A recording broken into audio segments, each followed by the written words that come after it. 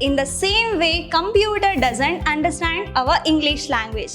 I'm supposed to communicate with you. I have to communicate with you a language that you understood. Group of an object, and each object represents its own characteristics and behavior. So whatever the copies that they have taken, I can take that as a instance. That is nothing but an object. So objects are nothing but that is an instance of a class.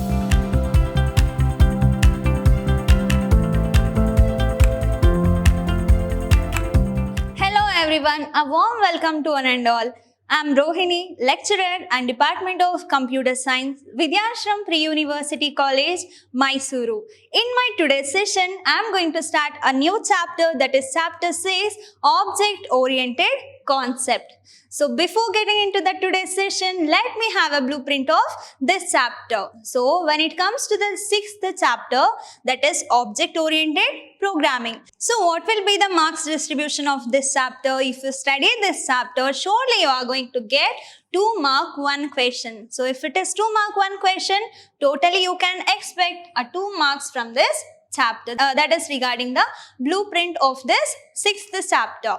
So then what are the topics that I will be covering on today's session? So I am going to discuss introduction. Along with that, I am going to discuss how the programming languages has been evolved. Along with that, we are going to learn about a procedural programming. What is this procedural programming? What were the uses? What was the disadvantages? Everything I am going to discuss. After that, we are going to have a look on the structured programming. So these are the evolution of a programming. First we have a programming, that is procedural programming, structured programming. Then we have a object-oriented programming. That is nothing but what? A chapter name, that is object-oriented programming. So these are the topics that I will be covering on today's session. So we all know that. So what we all know that? We all familiar with a word called computer. Right? So what is computer then? It is an electronic device that will going to accept an input from the user, and it will going to process, it will store, it will recall, and it will going to give us a result. Right? So that is nothing but a computer. That is an electronic machine. Why we are going to use the computer? Mainly to get on a work. Right? So in order to work with a complex program, or in order to work with any of the complex tasks, we are going to work with computer. So it will going to make our life easy. Right now? So before that, I have an important note for all of you. Just write down that important point. Zim zom zo zingy zangy. What? Did you feel funny? In the same way, computer doesn't understand our English language.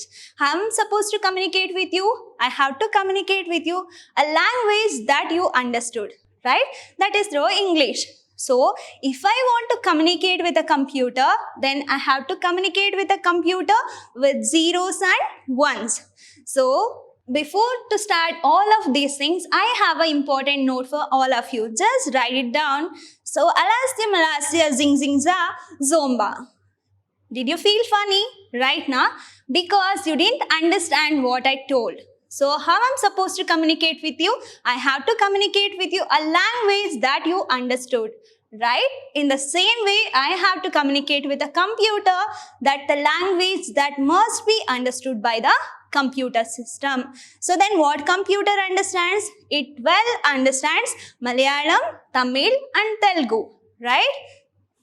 Am I right? No, because computer understands only zeros and ones. So I have to communicate with the computer only with zeros and ones. So whatever the input that I am giving, that needs to be converted to the machine understandable form, that is zeros and ones. Then it will going to process, then it will going to produce a result or a output. So, how I'm going to give the input to the computer system, how the computer will going to process everything. So, can it understand any of the other languages? No. Everything works. Whatever the computer will going to process, everything is based on zeros and ones.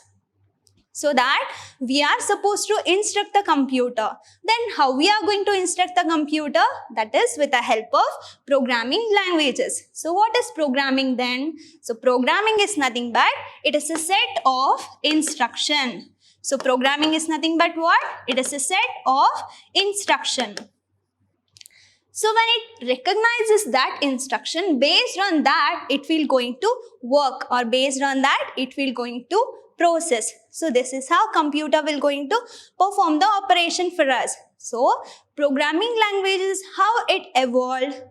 So we all know that it has two major parts, that is low level languages and high level languages. When it comes to the low level language, there we are supposed to give anything. That means we are supposed to give the input only in the form of zeros and ones. So that may be easy for the computer, but that will be very difficult for the human beings. So that as the time evolved, as the programming languages evolved, so there we have three major stages, that is procedural programming, and then we have a structured programming, at last now we have object oriented programming. So that when it comes to the programming, we are going to instruct the computer. So we are going to give the number of instruction, based on that it will going to work. So then what does this programming languages deals with? It majorly deals with two things. So that is two aspects. So which are the two aspects? That is data and an algorithm, right? So then what is data here?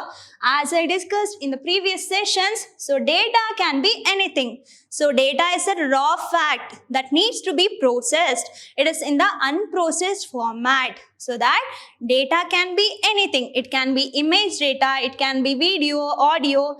Data can be anything. So if I'm speaking now, so you are getting something that is also data, that needs to be filtered and that needs to be processed. So based on the requirement of the user. So here data can be anything. So that represents the data. Then what is this algorithm? It is a step-by-step procedure to solve a problem.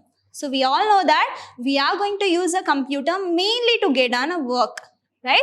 How we are going to perform the work? Based on the instruction.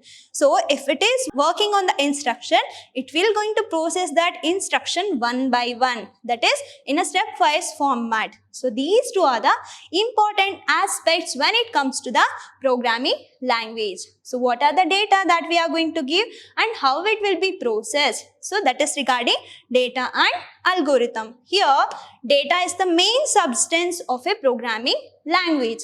So we are supposed to give the data. When it processes, at that time we are going to get the information.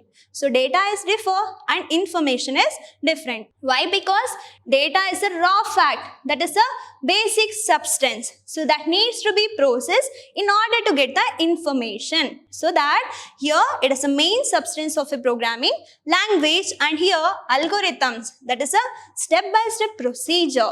If it is a procedure, then it is nothing but a methods that use these programs. So in order to write a programming instructions, we are going to use, or we are going to deal with data and algorithm. So this is what the basic thing that you have to understand. Nowadays, operations become more complex and more complex.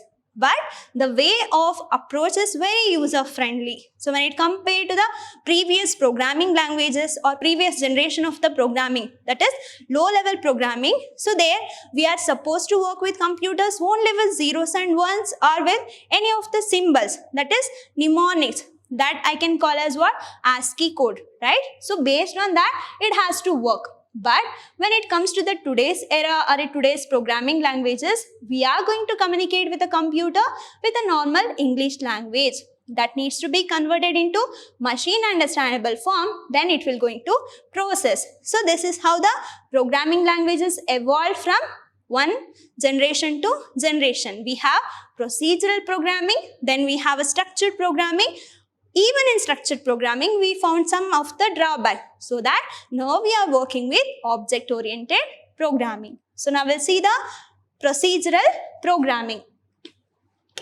So when it comes to the procedural programming, so mainly we are going to work with a computer to get done work. So how it will going to process? It has to perform some of the tasks. So when it comes to the procedural programming, it is mainly focuses on the processing of the instruction. So we know programming is nothing but set of instruction. When it comes to the procedural programming, here it mainly focuses on how to do instead of what to do. So that is nothing but procedural programming. So it mainly focuses on the processing of instruction. I have data, I am going to feed the data to the computer system. When it comes to the procedural programming, it mainly focuses on the algorithm, that is how the processing of that instruction will going to happen. So that processing of the instruction in order to perform a desired computation. For the computation or in order to get the desired result, it mainly focuses on how to process that instruction instead of what to process. It mainly focuses on what? Algorithm, that is a step-by-step procedure in order to get a solution for the given task. That is, here it mainly emphasizes more on doing things like an algorithm. So algorithms are nothing but what? It will going to find a solution with a step-by-step manner. So it mainly focuses on the processing of that instruction to get the desired output. So here, what will be the disadvantage? If it is a step-by-step procedure or a step-by-step method in order to solve a solution or in order to get a solution for the given problem, so it could be lengthy. If it is lengthy, then it will be complex, right?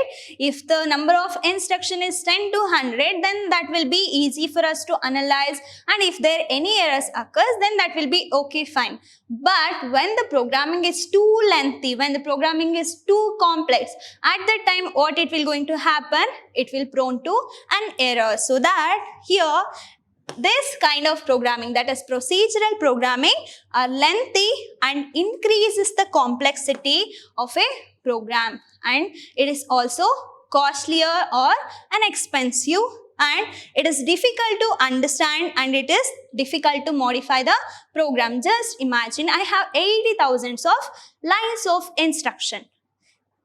If any errors occurs among that 80,000 lines of instruction, how I'm supposed to be? Just imagine the situation.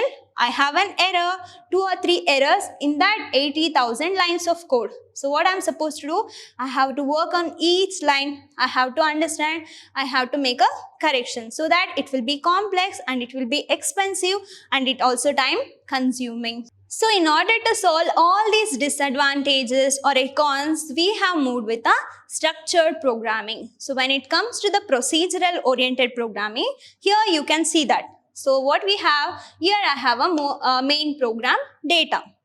So I'm going to do some branching. So what is this branching? Based on the test condition, it has to take some paths, right? So here it will be branched into number of procedures. So number of methods. Methods are nothing but algorithms. It mainly focuses on processing of that procedures or processing of that instruction. So it mainly focuses on how it will going to solve the problem in order to get the desired output. So here the main program data will be divided into number of procedures and it will going to find a solution for each procedure. So then where we are going to use this procedural programming? So these kind of procedural programming are mainly used in the conventional programming languages. That is C and Pascal. Along with that, we have one more programming language, that is BASIC, and we have a COBOL, that is Common Business Oriented Language. Then we have a Fortran, that is Formula Translator. So these are the languages which comes under this procedural programming. So it mainly focuses on how to process the instruction instead of what we are processing. It mainly focuses on the algorithm. It will be complex, it will be lengthy, and it will be expensive. Then how to solve all these problems? For that we have a next approach, that is structured programming. So in structured programming, it is mainly focuses on limiting of the branching statements. So when it comes to the procedural programming languages, there we have number of branches. So based on some condition, it has to take some of the path. So that is limitless. but that was the drawback of that procedural programming. But when it comes to the structured programming, here it will going to limit the number of branching. So if it is limiting the branching, so just remember the 5th chapter, there I have discussed some of the programming construct. So there we have a discussion regarding if else, while statement. So these are all the branching statement, that is selection statements. So based on some condition, it will going to take one or more path. So in structured programming, the approach is mainly limits the branching. So here we are not going to consider a problem as a single task. Instead of that, I am going to divide the given task into number of subtasks, and I am going to find a solution for each subtask, and at last I am going to integrate in order to get a solution for the complex one. So branching, that means the alternative path will be limited when it comes to the structured programming. Then what are the examples which comes under structured programming? There we are going to use this if statement, if else statement and while statement, etc. So here the idea of this approach is top-down design. So as I discussed, I am not going to consider a problem as a single task or a complex task. Instead of that, I am going to divide, or I am going to break it into number of sub-problem or a number of sub-modules, so that I am going to get a solution for that smaller programs. At last, I am going to integrate everything in order to get a solution for the main problem. So then, what is the drawback? Why we move to object-oriented programming? So when it comes to the structured programming, here it has one drawback, that is, it is very difficult to model the real world scenario. So I have one real world scenario, that means the real world instance. So in order to solve that problem, I cannot use this structured programming. I cannot make a branching. I cannot limit the branching. So that this will be one of the drawback or a disadvantage when it comes to the structured programming. We cannot implement the real world scenario by making use of this structured programming. So this is regarding structured programming. So now let me move on to the important thing, that is object-oriented programming. So object-oriented programming. So it mainly focuses on what? Object. So then what is object? What is this approach? How it will be used? We'll see now when it comes to the object-oriented programming, that is also known as OOPS, object-oriented programming. So here it will going to combine the data and function. So let me tell you one thing. It combines both data and function. So we all know that what is data. So data is a raw fact that needs to be processed. So I can take that as a basic substance. So functions are nothing but a procedure or an operation which will going to perform on that data. So understand, data is a raw fact and a procedure is nothing but a functions that we are going to operate on that data. So when it comes to the object-oriented programming, it will be a combination of the object and procedure. So procedures are nothing but functions. So it is a combination of both data and function that operate on that data into a single unit. I can call that single unit as an object. So here an object is an identifiable entity with some characteristics and behavior. So when it comes to the object-oriented programming, it mainly focuses on, or it will going to combine object and functions. So then what is object? It is an identifiable element. So it has some characteristics and it has some behavior. So the behaviors are nothing but what? The operation that it will going to perform. So let me tell you one real-time examples to make you understand what is this object. So let me consider, we all are familiar with what? Fan, right? So when it comes to the fan, so we all know that it has wings and it has color and it is manufactured by some of the brands. So can I consider this number of wings as a character of that fan? For example, I have one fan, it has 3 wings. So when I'm characterizing that fan, so how can I characterize? It has 3 wings and in color it will be red. After that, it was manufactured by some of the XYZ company. So these are the characteristics that I can call. These 3 represent the characteristics of this fan. If I have all these characteristics, so that I can call that as a fan. So that is a basic thing. So object has both characteristics and a behavior. So now we got to know about the characteristics. Then what is the behavior? So behaviors are nothing but an operation that will be performed on that data or a characters. So what this fan can do? So we can accelerate or we can low. So we can turn it on, we can turn it off. Right? It will going to swing, it will going to produce as a breeze. So these are the operation that will be performed by this object. So let me take one example here. Here I have a digital pen. So what is the size of this pen? What is the length and what is the height of this pen? In which color it has? So these represents the characteristics of this object. Right? Along with that, what are the operation that it can perform? What are the operation it can perform?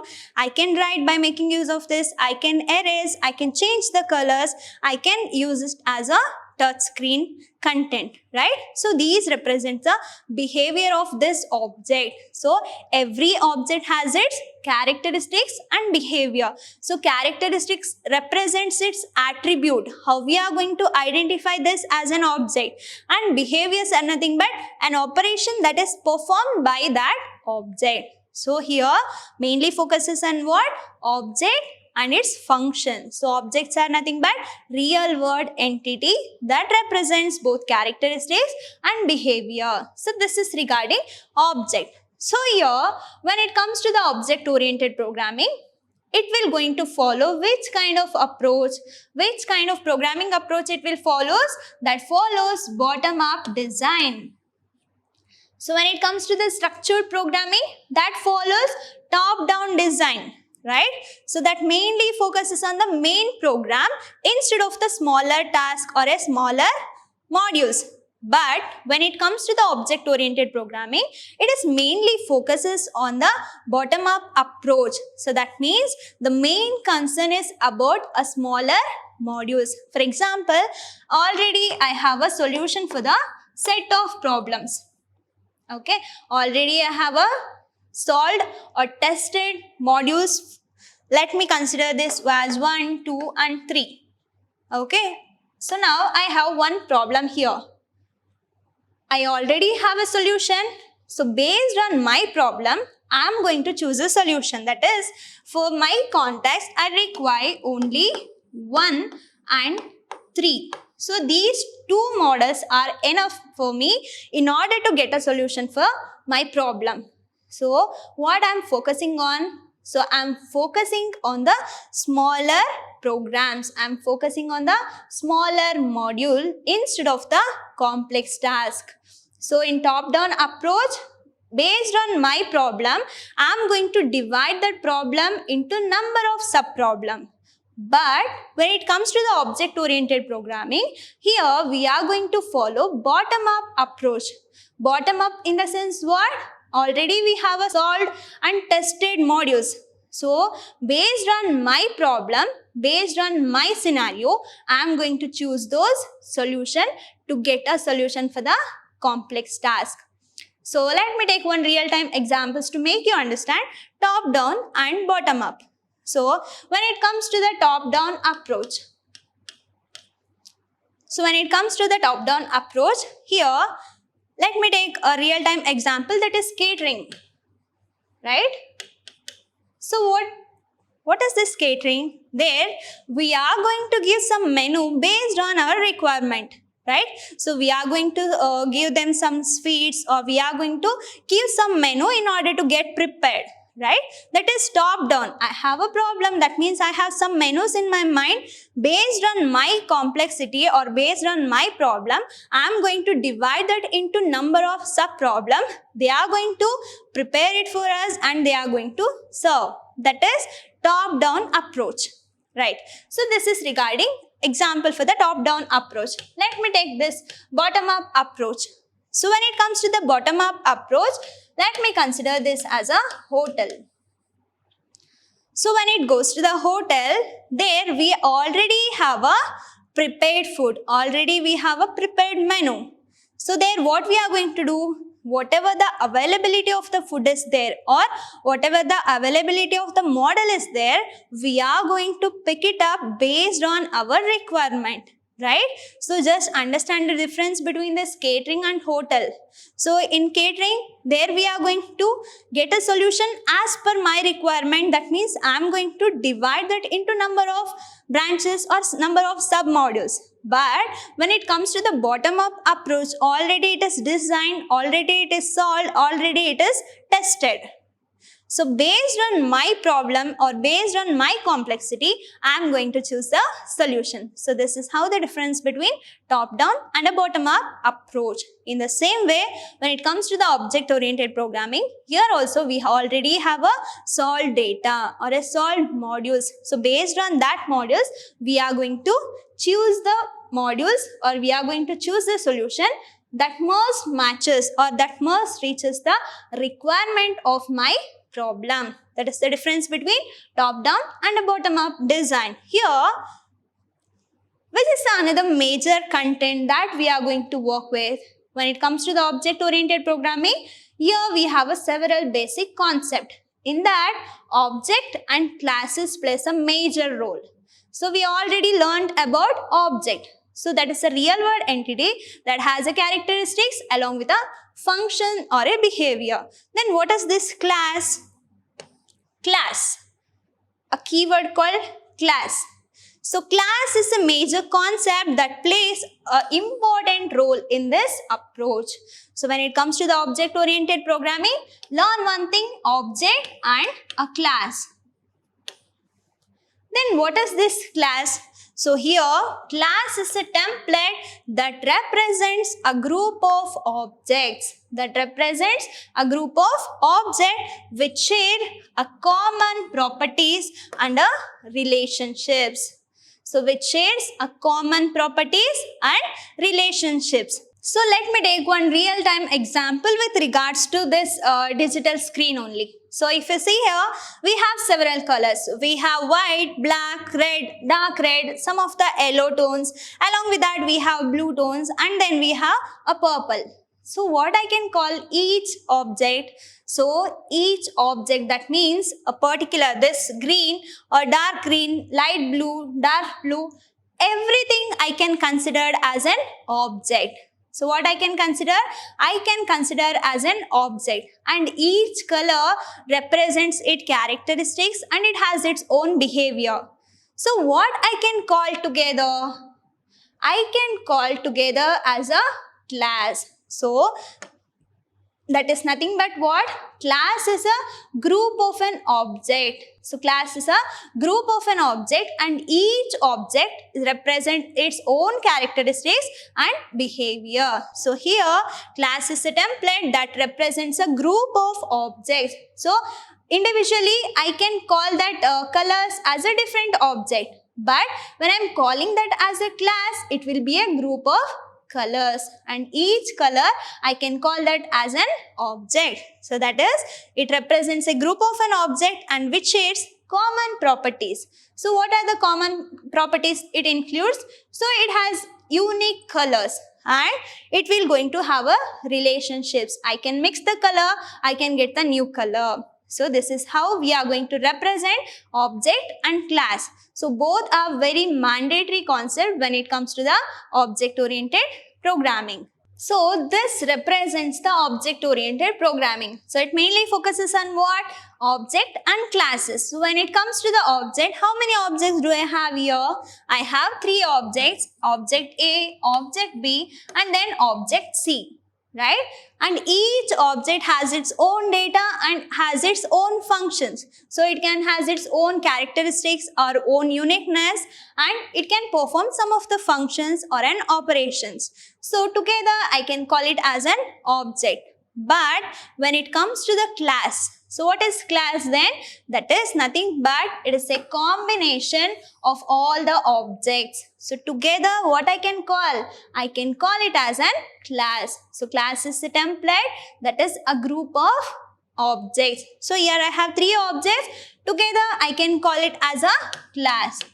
So class XYZ has 3 objects called A, B and C, and each object has its own data and function. Here also it has its own data and it can perform its own function. So this is what we are going to represent an object and a class. Let me take one real-time example to make you understand what is object and what is class. For example, now I want to give notes to my students. So for that, what I am going to do? I am going to prepare one study material for the chapter. Okay, but I have 90 students in my class. Am I supposed to write 90 times a same copy of that program or same copy of that notes? No, right? So instead of what I'm going to do, I have a original copy and I'm going to call the class representative. I'm going to give that notes to her or him. So I'm going to say that you go and give this study material and share with your classmates. That means what? I have only one original copy. I'm going to say my students take a photocopy or a Xerox of that original copy. So that means what? Here the original copy represents the class. So objects are nothing but group of that class. So instead of writing a same content 90 times or a 60 times, I am going to have a replica of that original, so that all the 60 or 90 students will going to have a photocopy or a Xerox of that notes. So that original notes I can call that as a class. So whatever the copies that they have taken, I can take that as a instance. That is nothing but an object. So objects are nothing but that is an instance of a class. So instance in the sense what? Replica of a class. So there will be no changes to the original and a photocopy. So I have a original copy, that will be class, and they are going to take the photocopy or a Xerox of the same notes, that I can call that as an object. There also that belongs to a particular student. They are going to read, they are going to mark it, they are going to perform some of the operation. So if they have mentioned their name on that notes, that represents the data, that represents the characteristic of that particular object. They are going to mark, they are going to tear, or they are going to round it up. So those are the operations that I can perform on that object. So these examples make you understand that what is class and what is object. An object is an instance of a class, and class is a group of an object or a group of an instances. So this is what you have to understand when it comes to the object-oriented programming. I hope you all understood with what is procedural programming, what is structured programming, and what were the drawbacks, why we moved to the object-oriented programming. So when it comes to the object-oriented programming, it mainly helps us to implement the real-world scenarios. So that is the main advantage of this object-oriented programming. So in my next session, I am going to discuss what are the characteristics of this object-oriented programming includes. So that is OOPS characteristics. I hope you all understood with today's session. Let me meet you in the next session. Until that, keep learning, keep on growing. Thank you.